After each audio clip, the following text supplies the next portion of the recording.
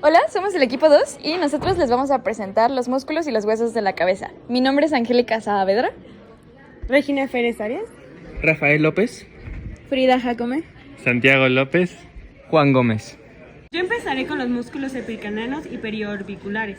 Todos son músculos de la mímica, inervados por el nervio facial, par craneal 7, y mueven sobre todo la piel que recubre los huesos del cráneo y la cara. El occipito frontal.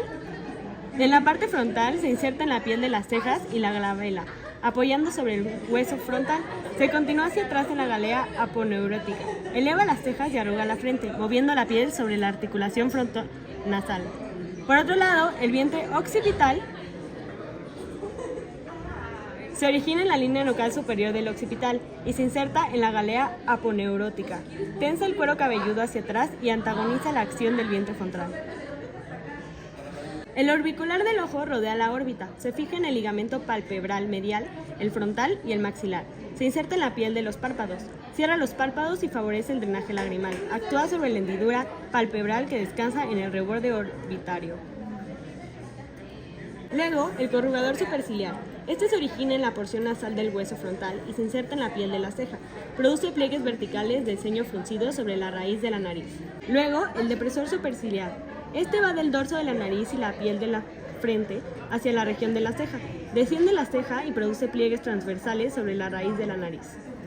Ahora continúo con los músculos alrededor de la nariz y de la boca, que también están inervados por el nervio facial 7. El prócer se origina en la raíz de la nariz, sobre los huesos nasales, y se inserta en la piel de la frente. Este también tira la piel hacia abajo y genera arrugas en el dorso de la nariz.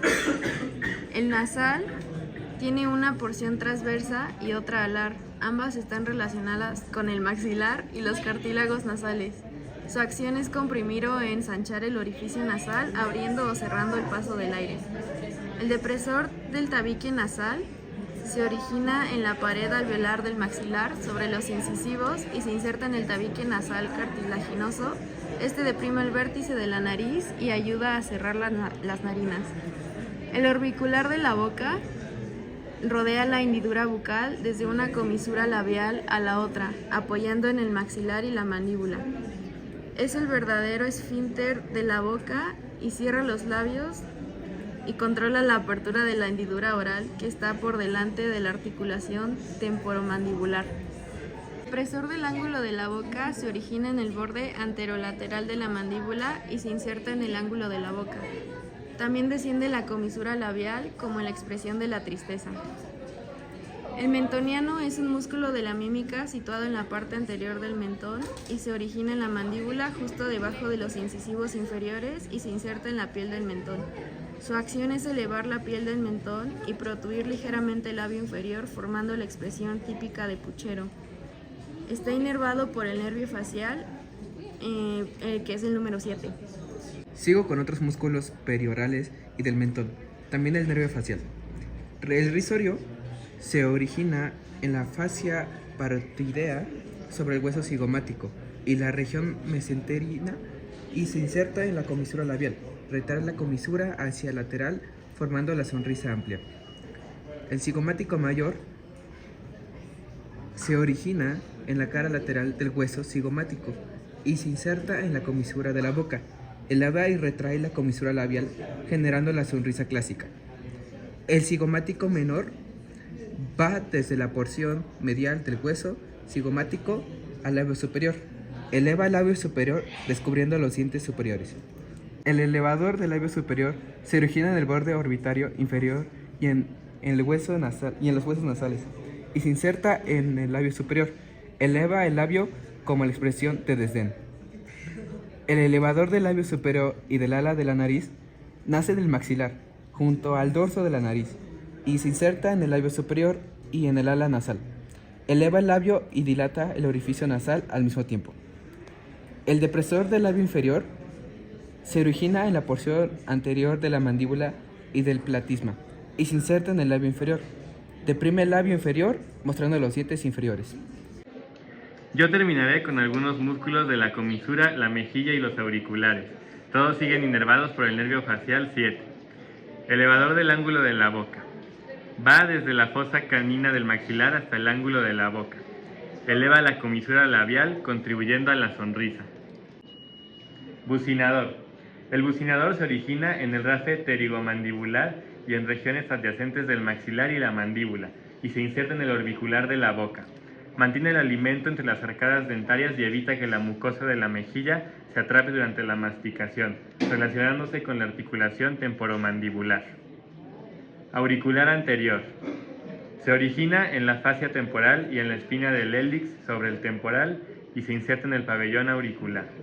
Mueve la oreja ligeramente hacia adelante. Auricular superior. Va desde la galea aponeurótica sobre el parietal a la raíz del pabellón auricular. Eleva discretamente la oreja. Auricular posterior. Nace en la región mastoidea del hueso temporal y se inserta en el pabellón auricular. Desplaza la oreja hacia atrás. Ahora yo les hablaré de los músculos de la masticación, que sí mueven una articulación ósea, la articulación temporomandibular. Todos están inervados por el nervio trigémino, rama mandibular B3. Añadiré también dos músculos del ojo. Primero tenemos al músculo temporal. El músculo temporal se origina en la fosa temporal del hueso temporal y parietal y se inserta en la apófisis coronoides de la mandíbula. Eleva y retrae la mandíbula, moviendo la articulación temporomandibular. Después tenemos al músculo macetero. El macetero se origina en el arco cigomático y se inserta en el ángulo y la rama de la mandíbula. Eleva la mandíbula y cierra la boca. Es el principal músculo masticador. Ahora tenemos el pterigoideo medial. Este se origina en la fosa pterigoidea y la tuberosidad del maxilar y se inserta en la cara medial del ángulo de la mandíbula. Eleva la mandíbula y ayuda en la protrusión y lateralización actuando sobre la ATM. Pterigoideo lateral. Este tiene cabezas que se originan en el ala mayor del esfenoides y en la lámina lateral de la apófisis pterigoides, para insertarse en el cuello de la mandíbula y el disco articular de la ATM. Protruye la mandíbula y participa en la apertura y movimientos de diducción. Ahora vamos con dos músculos extrínsecos del ojo, que mueven el globo ocular en la órbita. Primero tenemos el recto superior. El recto superior nace del anillo tendinoso común del esfenoides y se inserta en la porción superior de la esclera. Eleva y rota medialmente el ojo y está inervado por el nervio oculomotor par 3. Y ahora tenemos el recto inferior. Este también se origina en el anillo tendinoso común e inserta en la parte inferior de la esclera.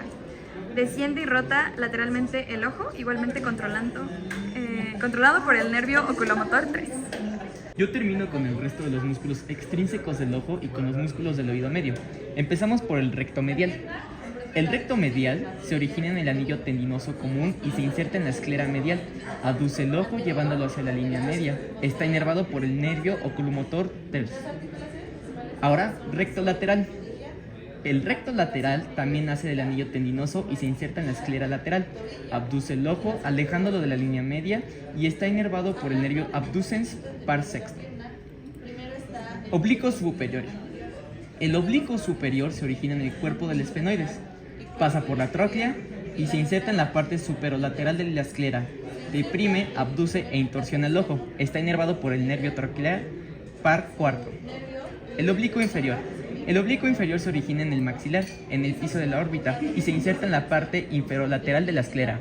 Eleva, abduce, extorsiona el ojo con inervación del nervio oculomotor 3. El elevador del párpado superior. Este músculo nace en la porción superior del conducto óptico y de la dura madre que rodea el nervio óptico, sobre el esfenoides, y se inserta en la piel del párpado superior.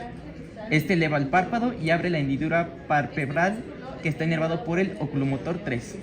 Ahora, para los músculos del oído medio, que actúan sobre los huesecillos martillo y estribo, no se encuentran en este modelo 3D, pero los mencionaremos de cualquier manera. Empezamos con el estapedio. El estapedio se origina en la eminencia piramidal del hueso temporal y se inserta en el cuello del estribo. Estabiliza el estribo y reduce la transmisión de ruidos fuertes. Está inervado por una rama del nervio facial séptimo. Tensor del tímpano. El tensor del tímpano se origina en la porción ósea de la tuba auditiva y el esfenoides y se inserta en el manubrio del martillo. Tensa la membrana timpánica y protege frente a sonidos intensos. Este está inervado por una rama del nervio trigémino V3. Con esto terminamos la revisión de los huesos y músculos principales de la cabeza, sus inserciones, movimientos, articulaciones y nervios. Gracias.